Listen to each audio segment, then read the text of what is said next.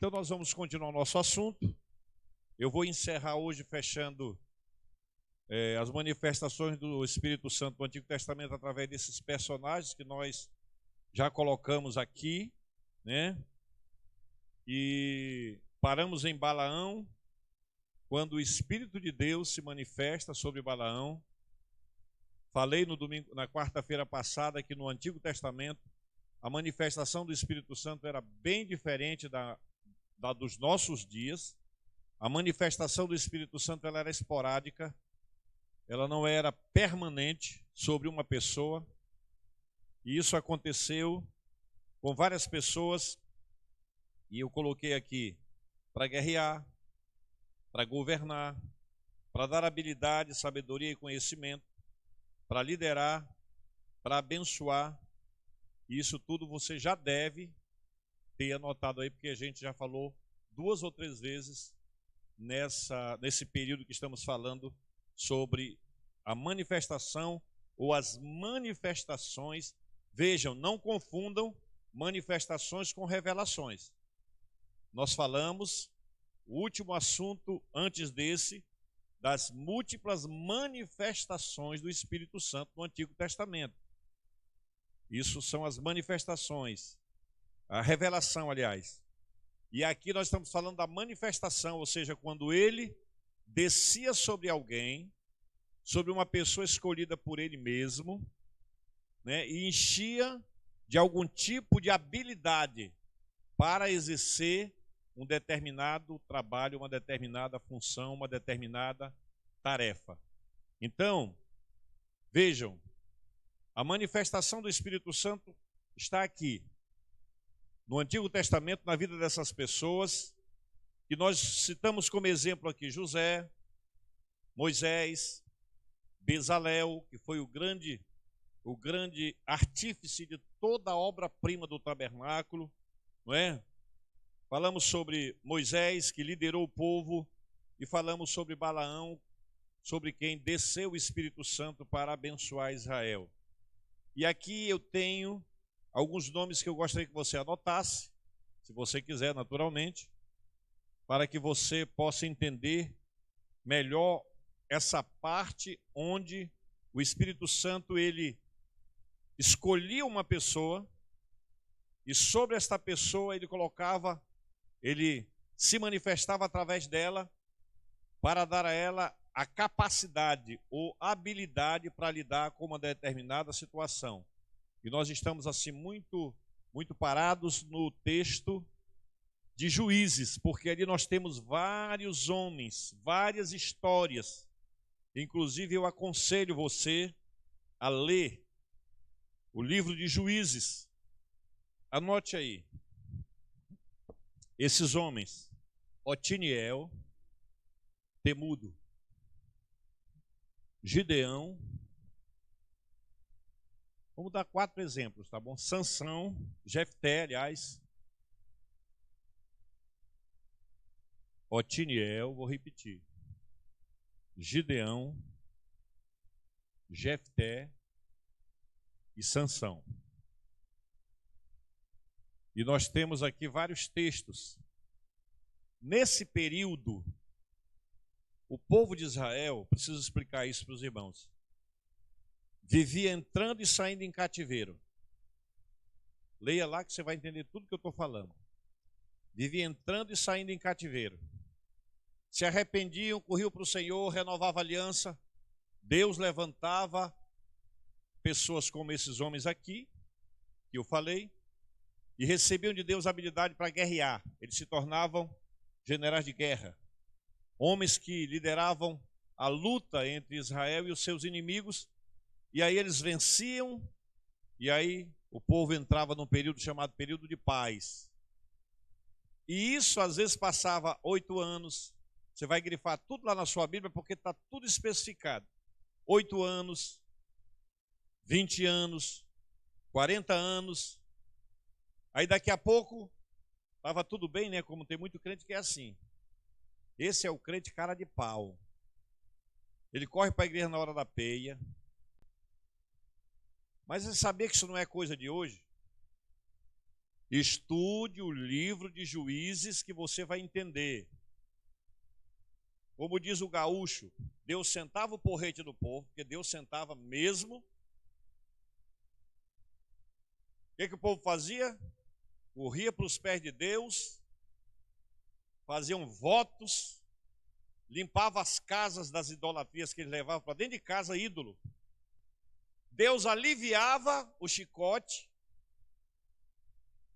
Deus aliviava o jugo, porque era através do povo ímpio, dos inimigos de Israel. Deus aliviava a mão, como diz a Bíblia, eles iam buscar de novo todas as imagens, porque, amados, se você não sabe, vai ficar sabendo agora, mas eu já falei aqui, o mais agressivo pecado do homem, o mais ofensivo pecado do homem, não é a prostituição, não é o adultério, é a idolatria. Porque na idolatria o homem troca Deus pelas imagens. E a Bíblia diz que não existem imagens, são demônios. Em outras palavras, o homem troca Deus pelo demônio. Aí eu pergunto a vocês, quando foi que isso aconteceu pela primeira vez na história do homem? Quem se arrisca a falar aí? Quando foi que aconteceu a primeira vez que o homem trocou Deus pelos demônios? No Éden, minha gente. Lá no capítulo 3 do Éden, de Gênesis. Deus disse, não coma, e o diabo disse, como? O que foi que ele fez? Comeu. Não, não trocou, não. Trocou. Trocou, claro que trocou. E cometeu o que ali? Um pecado, de acordo com a Bíblia, ele cometeu que pecado? Arrisca aí, de quê? Feitiçaria. Você sabia que quando você troca Deus por qualquer uma outra coisa, você se torna feiticeiro? Não sabia não, né? Agora está sabendo. Porque a rebeldia, de acordo com a Bíblia, é como o pecado da feitiçaria. Traduzindo o pecado da feitiçaria, significa alguém que trabalha contra Deus. E era exatamente o que acontecia com o povo em Juízes. Está ruim o negócio, vamos fazer voto. Vamos fazer, e hoje o negócio ainda pegou, é campanha. Vamos fazer campanha do sal grosso, vamos fazer campanha da arruda, vamos fazer campanha não sei de quê, vamos fazer campanha disso e daquilo. Deus, por misericórdia, a mesma coisa acontecia aqui, o que acontecia? Deus aliviava a mão. E como era que Deus aliviava a mão? Deus mandava o seu Espírito Santo sobre um determinado homem ou mulher, como foi o caso de Débora, embora não apareça lá que o Espírito Santo desceu sobre ela, mas se subentende no texto que Débora não conseguiria realizar o feito que realizou se não fosse pelo Espírito Santo de Deus. Então, o povo se arrependia, corria para Deus, jogava fora os ídolos, fazia aliança, se consertava, se arrumava, se ajeitava. Aí Deus, como Ele é, até hoje misericordioso, a Bíblia diz que Deus aliviava a mão, levantava um homem, descia sobre esse homem o seu espírito, e esse homem era habilitado pelo Espírito de Deus para realizar o livramento de Israel. E entre eles estão esse aqui que eu coloquei para vocês. Por exemplo, a Bíblia diz que Sansão, quando o Espírito de Deus vinha sobre ele, o homem com uma queixada de jumento, uma queixada seca de jumento, matou 1000. Seria possível fazer isso, por mais habilidoso que fosse como guerreiro? Claro que não. Foi a habilidade que o Espírito de Deus deu a Sansão. Fora outros e outros e outros que a gente vê aqui. Então, para você entender bem esse contexto, mais uma vez, repito, estude, leia com calma os 22 capítulos do livro, 22 a 21, de Juízes. Leia lá que você vai entender tudo que eu estou falando aqui. Então, isso era o quê? As manifestações do Espírito de Deus do Antigo Testamento. Escolheu esses personagens e ainda outros também para efetuarem, inclusive a Bíblia diz, grande livramento a favor do povo de Deus. Então vejam, meus irmãos, que desde o Antigo Testamento, o Espírito Santo já habilitava pessoas para restauração, para redenção, para cura. Ele se manifestava para dar livramento, consolação. No Antigo Testamento, através desses personagens. Então, esses homens que eu citei para vocês, Otiniel, homem canhoto, Gideão, Jefté, Sansão, eles, e Davi e também Saul, por incrível que pareça. Saul, no final da sua carreira, o primeiro rei de Israel foi Saul, da tribo de Benjamim, o mais belo rapaz que havia em Israel, de uma altura exuberante. A Bíblia diz que Saul, no meio do povo, do ombro para cima, ele se sobressaía a todo mundo, ele tinha uma altura exuberante. E a Bíblia diz que ele era formoso, mais ou menos como eu.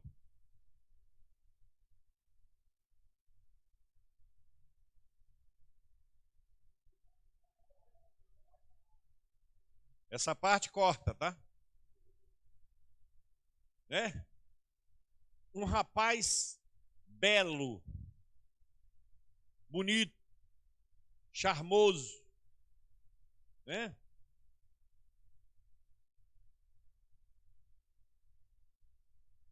Estão puxando o saco. Está puxando o saco. Mas tudo bem. Corta essa parte. E aí, Deus escolheu.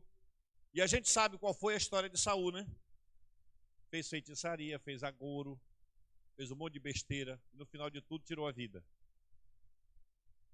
Ah, pastor, agora deu um nó, porque o Espírito de Deus veio sobre Saul. E ele fez tudo isso.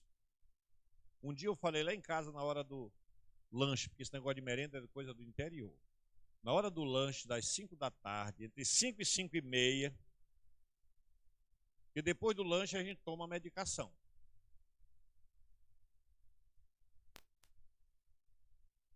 Remédio é coisa de pessoa depois dos 80 que a gente começa a pedir remédio, viu, Isaías? É medicação, vê a minha medicação, né? É o quê? E aí eu estava conversando lá em casa sobre o Espírito Santo. E às vezes quando a gente vê um crente cheio da unção de Deus, um pastor, um líder, seja que for, fazer uma besteira, a gente fica se perguntando, né? Mas será que tinha o Espírito Santo de Deus mesmo? Porque a gente pensa que ao receber o Espírito Santo, ele tira de nós a capacidade de escolher. O Espírito Santo, lembre-se disso, se quiser anotar, anote, se não decore, ele não manipula o homem. Ele conduz, ele guia. E só é guiado quem permite. Ele não é chamado de manipulador. Ele é chamado de quê? De guia. Ele é o nosso guia. É aquele que nos conduz. Então, não se surpreenda se de repente aquele grande homem de Deus ou aquela grande mulher de Deus que você admirava tanto, de repente caiu. Ele continua sendo homem, continua sendo gente, continua tendo as mesmas lutas, as mesmas dificuldades. O Espírito Santo não anestesiou ele, nem a sua carne, nem as suas emoções. Tanto é que não fosse assim, a Bíblia não nos ensinaria a nos sujeitar a ele. Está na minha vontade que ele me guie. Estão entendendo ou não? Está na minha decisão. Está no meu querer. Está na minha disposição. Ele não me obriga. Ele não me força. Ele me orienta. Ele me aconselha. O que foi que nós lemos aqui? O Espírito do Senhor, o Espírito de sabedoria, de entendimento, de conselho. Olha, ele te aconselha. Quem aqui já teve o privilégio de ser aconselhado pelo Espírito Santo na hora de uma decisão? Levanta a mão e dá um glória a Deus. Pois é. Aí você seria capaz de dizer assim, quase eu faço uma besteira se não fosse pelo Espírito Santo. Tem alguém que já teve essa experiência aqui? Levanta a mão bem alto e diga assim, eu. Pois é. Você já ia pisar fora do caminho. Você já ia dar uma guinada. Mas, pastor, eu tenho o Espírito Santo, o que está acontecendo? Eu achava que quando eu fosse batizado pelo Espírito Santo, acabou, eu ia viver aí como, sabe, flutuando. No supermercado uma placa, quem é batizado pelo Espírito Santo pode levar o leitinho de graça. No posto de gasolina, quem é batizado com o Espírito Santo, a gasolina é 50 centavos. Não, gente. Tudo igual. A diferença é que hoje nós somos dirigidos por um Espírito chamado Espírito Santo. Mas ele ainda vai dizer assim, ó. É você que sabe. Olha, o Espírito Santo veio aqui para mim não derramar. Já puxou para ali, né? Olha só. Ele vai dizer assim, meu filho, é assim, assim e assim. Mas a questão é contigo. Como é que a gente sabe disso? Simples. Muito simples. Sabe como é, gente? Funciona a coisa? É assim, ó. Presta atenção. O Espírito de Deus nos esclarece, fala com a gente, nos revela, nos repreende, nos conduz, nos convence, mas convencer alguém não significa que a pessoa vai fazer. Você já conversou com alguém, você já teve o desprazer de conversar com alguém e conseguir provar que ele está errado, mas ele não admite? O que é isso? Burrice, a irmã falou. Traduzindo. A irmã está inspirada hoje. Então o Espírito Santo convence, mas o cara diz, eu não faço. O cara está todo errado. E o pior crente é aquele que ainda pega o erro dele e compara com o do irmão. Mas o do irmão é maior. O do irmão é mais sério. Mas, gente, se o Espírito Santo, preste bem atenção no que eu vou falar para você, porque isso é muito sério para nós que somos cristãos. Se o Espírito Santo de Deus roubasse de nós, ou tirasse de nós a capacidade de raciocínio, de tomar decisões, eu pergunto aos irmãos, por que haveria necessidade de sermos julgados?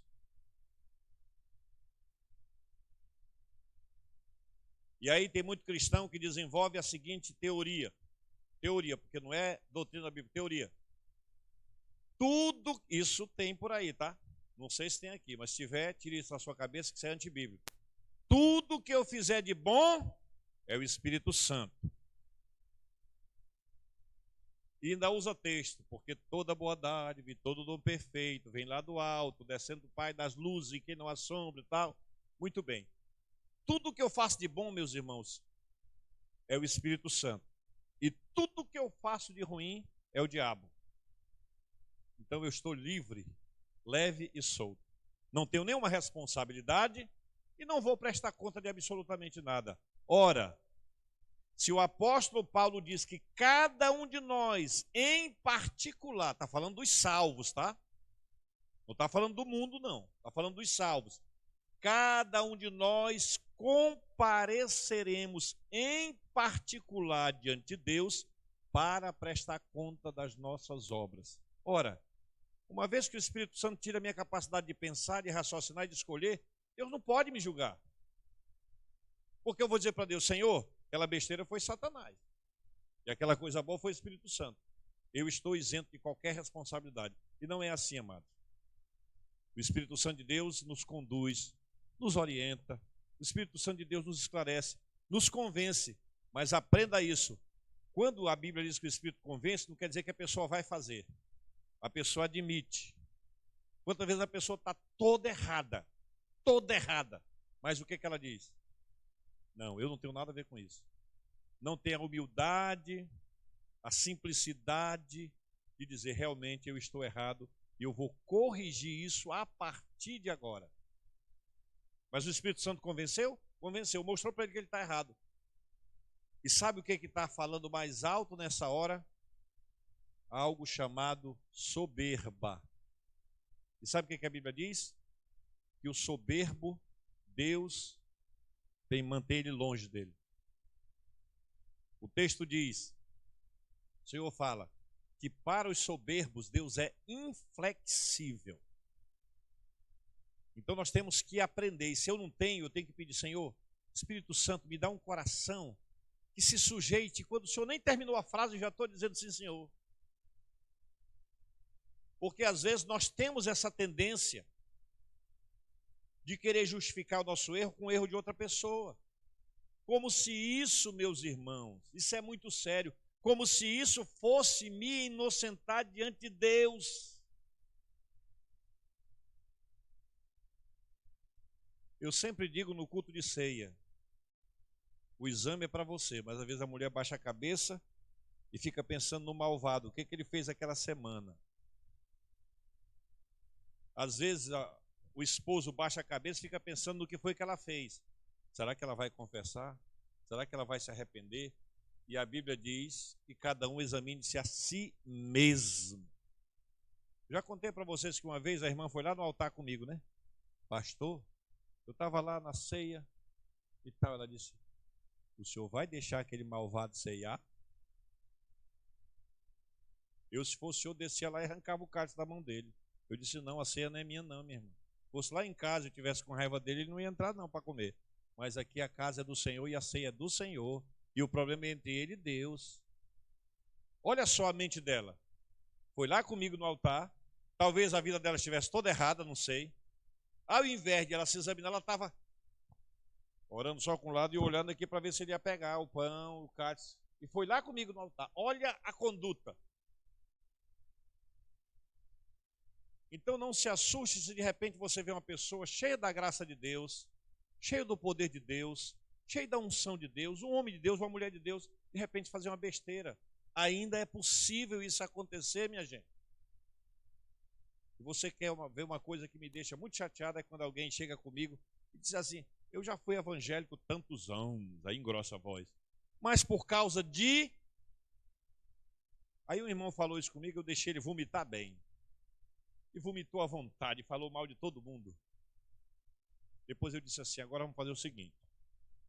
Você falou mal, não, você comentou sobre o pastor, você comentou sobre isso, sobre aquilo, agora me faça um comentário negativo a respeito de Jesus. O que foi que ele fez de ruim para ti? Me diz, vai, eu vou anotar aqui, peguei um papel. Vai lá, começa. Não, de Jesus eu não tenho o que falar. Digo, então você estava seguindo a pessoa errada. Porque nós somos chamados para ser discípulos de Jesus. E outra coisa, Jesus me disse, o meu Salvador, a quem eu decidi seguir, ele me disse que o escândalo é inevitável. Inevitável. Gente, nós, sem o Espírito de Deus, somos iguais àqueles que estão lá fora. Se tem alguma coisa em nós que a gente consegue acertar ainda, é porque ele abre a nossa mente, o nosso entendimento, ele nos guia, ele nos esclarece, mas a decisão sempre será nossa. Eu estou falando isso porque apareceu aqui um personagem chamado Saul, e de repente pode ficar embaraçoso na sua cabeça o fato de dizer, pastor, mas Saul fez o que fez. Mas vamos abrir a Bíblia para ver se de fato o Espírito de Deus veio sobre Saul ou não. Porque Saul depois se desviou,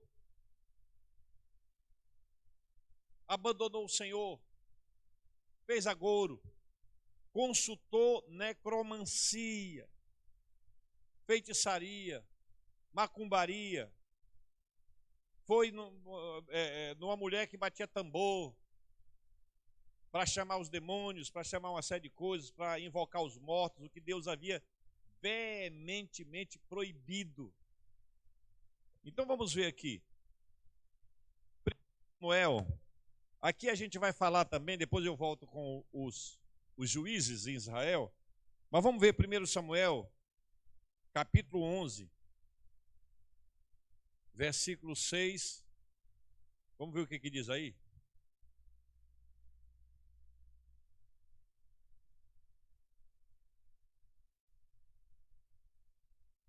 Olha aqui o texto. Você anota lá e olha para cá. Vamos lá. Olha aqui na tela o que diz. Vamos lá? E o Espírito...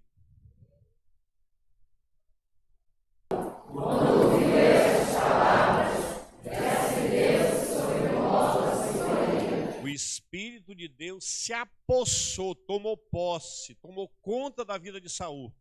E você sabia que a ira, ela não é exclusivamente um pecado, mas é um sentimento, é uma reação, e que você pode irar e não pecar? A Bíblia diz isso através do apóstolo Paulo. Também Davi fala isso, irai-vos e não pequeis, consultai a vosso coração no travesseiro, assim sucessivamente. Ou seja, o Espírito de Deus se apossou de Saul, está aí o texto. Aí ele ainda não estava desviado, tá? Aí ele ainda estava na sua conduta, na sua posição de um servo de Deus. E o Espírito de Deus se apossou de Saul. Mais tarde você vai entender o que aconteceu quando você estudar a história de Saul, o que ele acabou deslizando na fé, desviando a sua conduta e partiu para aquela questão que eu falei ainda agora. Trabalhou contra Deus porque ele praticou a rebeldia, que para Deus é como se fosse o pecado da feitiçaria. Então está provado aí. Caso você estude sobre a vida de Saul, vai perceber um monte de desgraça na vida dele, mas houve um período que o Espírito de Deus agia sobre Saul.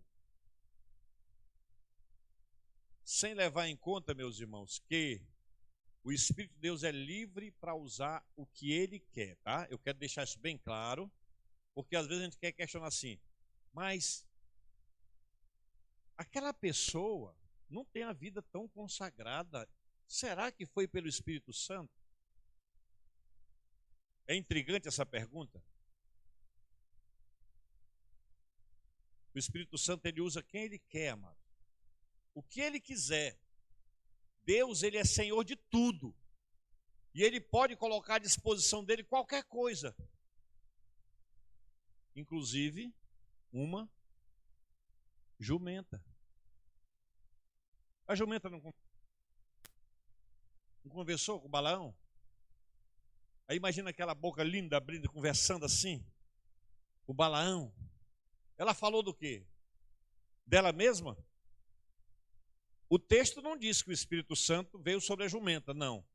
Mas certamente foi o Espírito Santo que usou aquele animal para advertir um profeta. Tu já pensou que coisa impressionante? Uma jumenta repreendendo um profeta. Mas aconteceu. Então, quando Deus quer usar, ele usa qualquer coisa sempre para a glória dele. Aí você diz, então eu posso viver uma vida na bagaceira que Deus vai me usar? Não estou ensinando nada disso. Vida de consagração e santificação é dever de todo cristão. Porque a santificação e a consagração do cristão não é para ele ter as coisas, como dons, isso e aquilo. A vida de consagração, de santificação de um cristão é porque ele quer ser grato a Deus, ele ama Deus de uma forma tão intensa que ele quer ser santo para Deus. O homem não deve ser santo para a mulher, nem a mulher para o homem, nem o pastor para a igreja, nem a igreja para o pastor. Todas as referências que aparecem na Bíblia você pode pesquisar. Onde Deus exige santidade, ele diz, sede santos porque eu sou santo. A razão de você se santificar, a razão de você se consagrar, a razão de você lutar contra o pecado, a razão de você procurar ser uma pessoa íntegra, tem que ser Deus. Sabe por quê, meus irmãos? Eu vou dizer uma coisa bem clara para vocês. Se a minha decisão de ser santo, consagrado, separado, dedicado, não for Deus, um dia eu vou deixar de ser. Porque ninguém... Você ouviu o que eu falei? Diga, ninguém merece que eu seja santo. Nem teu pai, nem tua mãe, nem tua mulher, nem teu filho, ninguém merece. Porque vai chegar uma hora que um dia essa pessoa vai te entristecer, te machucar, te magoar. Aí você vai dizer assim, de que adiantou? E é por isso que tem muito crente desviado, por quê? Porque ele procurou ser santo por causa do líder, ele procurou ser santo por causa do pastor, ele procurou ser santo por causa da igreja, e ele esqueceu o que a Bíblia diz. Seja santo, porque eu sou santo, e tu és meu, e tu vives para me agradar, e não agradar as pessoas. Olha como é uma coisa lógica. Eu me santifico para Deus, e Deus me usa para abençoar o povo. É diferente. O resultado da minha santificação por amor a Deus resulta em bênção para aqueles que estão andando comigo. Vamos trabalhar uma coisa da nossa mente assim. E tudo isso é obra do Espírito Santo. Um homem resolve se santificar para Deus. Um esposo, ser dedicado, ser leal, ser provedor, ser tudo, ser um bom esposo. Ele começa a pedir graça do Espírito Santo.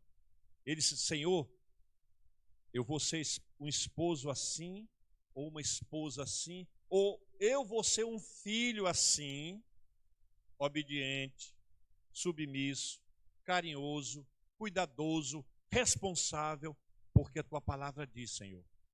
Se o filho tomar essa postura, mesmo que o pai não seja lá essas coisas, ele vai honrar o pai.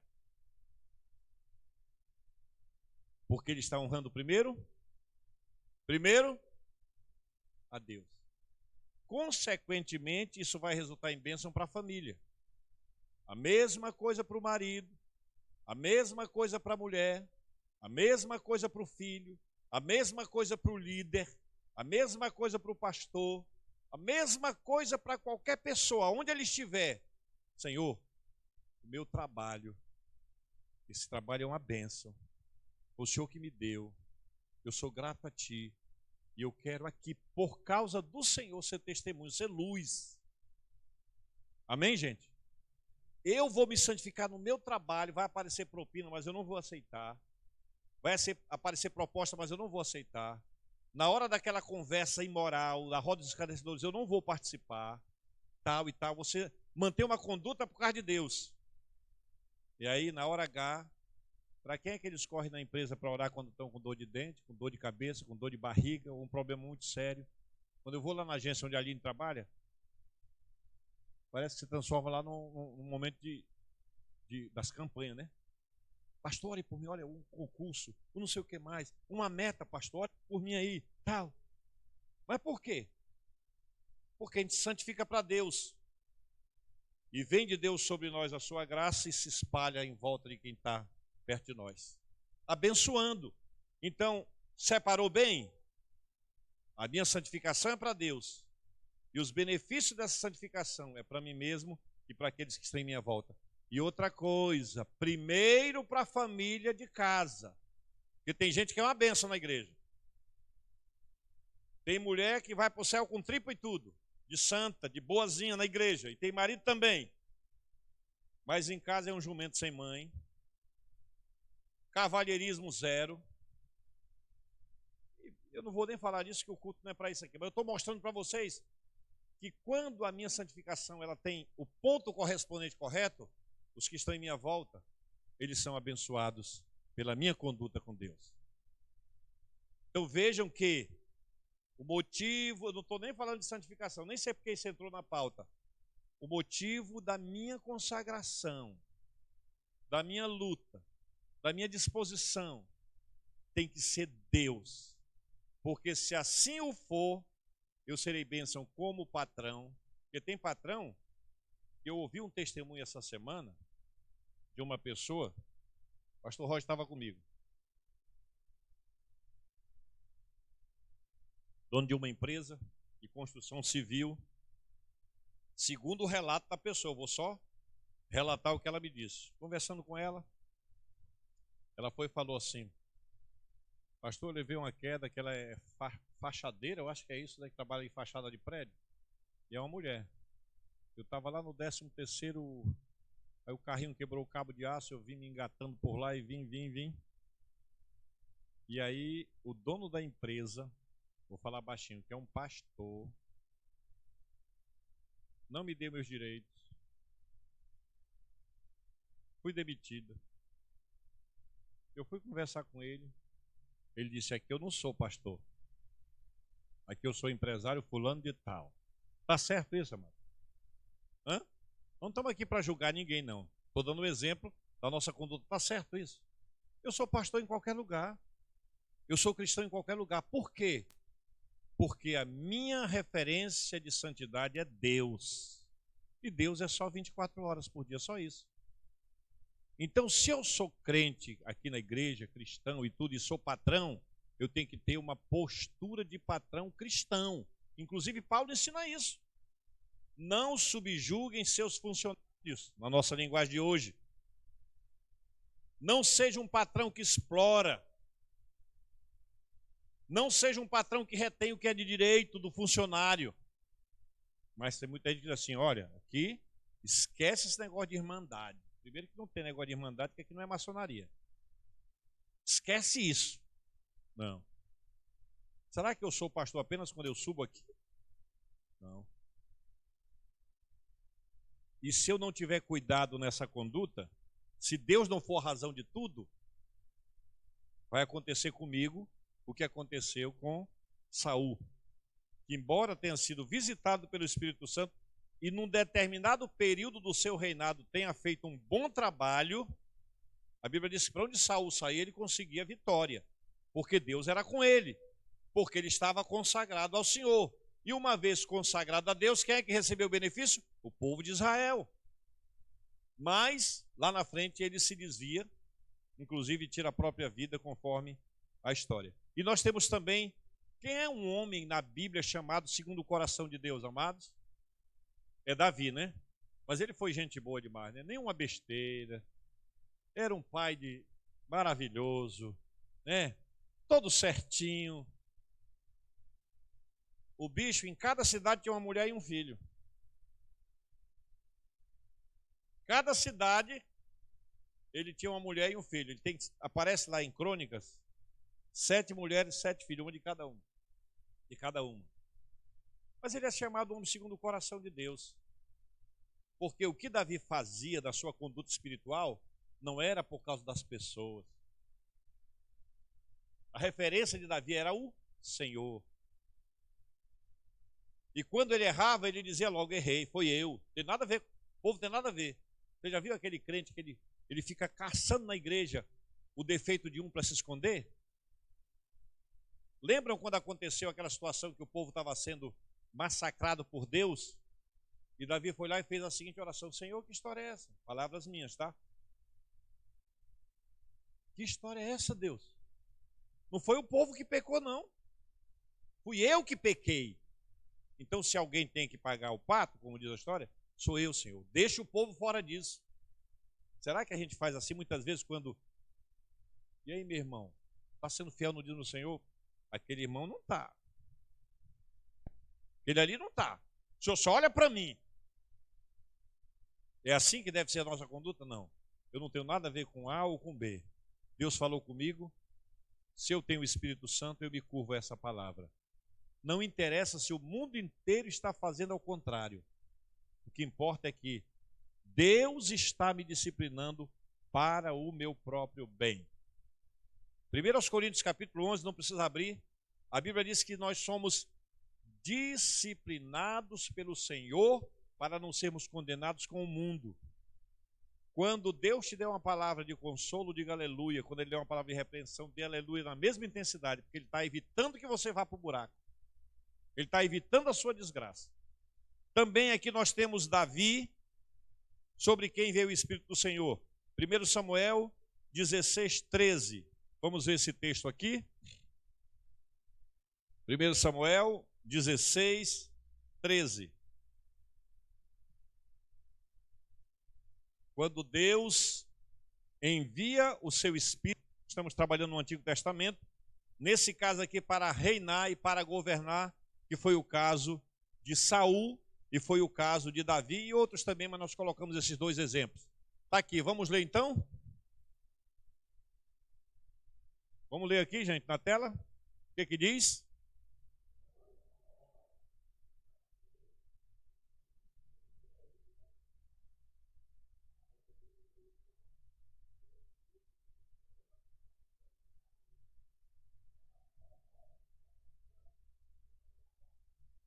Davi era um homem, um rapaz, um garoto, um adolescente, temente a Deus, de uma família de judeus, conhecia Deus. Mas hoje, um dia Deus escolheu Davi, vocês também conhecem a história, mandou Samuel lá em Belém, procure a casa de, como é o nome dele? Do pai dele, de Jessé, porque eu me provi de um rei lá, que vai governar no lugar de Saul, porque Saul não correspondeu. Foi lá, chegou lá, passou aquele bombadão, que era o Samar, um dos mais velhos, bombadão, é esse aí, olha o tamanho do braço do rapaz. Não é esse não, Samuel. E foi passando, e passando, e passando, louro, ruivo, isso, não sei o que mais. E aí passou 7. E aí, cadê? Acabou? Disse, não. Tem um bichinho lá no campo. Ponta de rama. Aquele lá, acho que não dá para nada, não. E o pessoal, inclusive, diz assim, olha, o menino estuda para ser médico, não consegue. Estuda para ser advogado, não consegue. Estuda para ser não sei o que, não consegue. Ele vai ser pastor, rapaz. Caso de Davi, né? Por que só Davi tinha que cuidar do gado? E os outros? Mas é assim que Deus faz. A Bíblia diz que Ele usa as coisas pequenas para confundir as grandes, para que a glória seja sempre dele, que é a presença de Deus no vaso de barro. E aí, chega Davi, todo sujo de cocô de ovelha, fedorento com um cajado na mão. O que o senhor disse? É esse aí. E Samuel, que conhecia a voz de Deus, porque ele ouvia desde que no templo ele já ouvia a voz de Deus, nem perguntou, mas Senhor, será? O bicho é tão feinho, tão mirradinho. Aí eu fico pensando uma coisa aqui, amados. Será que se Samuel soubesse o que Davi seria no futuro depois que aprontou tanto, ele por si mesmo tinha derramado óleo sobre a cabeça de Davi? Talvez não. Talvez não. Mas quem chama, conhece. E ele não vê apenas os nossos defeitos e limitações. Ele olha e vê um coração disponível para servi-lo, embora cercado de fraquezas, como você e eu. Como você e eu, cercado de fraquezas. Deus vai lá no âmago do nosso coração e diz, apesar de tudo, Ele tem desejo de me servir. Eu sou a prioridade na vida dele. Ele me ama. Não chegou no nível que eu quero ser amado, mas ele me ama. E ele é a razão. Eu tenho sido na vida dele a razão de todas as decisões que ele tem tomado. E assim veio o Espírito de Deus sobre Davi. Então, meus irmãos, nós vamos encerrando esse ponto aqui, sobre as manifestações de Deus no Antigo Testamento. Falamos sobre as revelações, também é um assunto passado. Aqui as manifestações. E no próximo estudo, ainda dentro desse assunto do Antigo Testamento, nós vamos ver, já deixa anotado aí para a gente seguir no próximo encontro, o Espírito Santo no ministério profético. O Espírito Santo, ainda no Antigo Testamento, o Espírito Santo no ministério profético. Nós aqui falamos até esse momento sobre a manifestação do Espírito Santo sobre juízes e reis. Homens que tiveram habilidade dada pelo Espírito Santo para governar, para liderar, para guerrear, para construir, como o caso de Bezalel e tantos outros aqui, né? Então, a partir do próximo encontro nosso, nós estaremos falando sobre a manifestação ou as manifestações do Espírito Santo no ministério profético. Aí a gente vai entrar por vários profetas sobre quem veio o Espírito de Deus e eles foram usados para uma determinada missão. Está tudo entendido até aqui, amados? Podemos passar para a próxima lição? Eu espero que sim. Deus nos abençoe e nos ajude.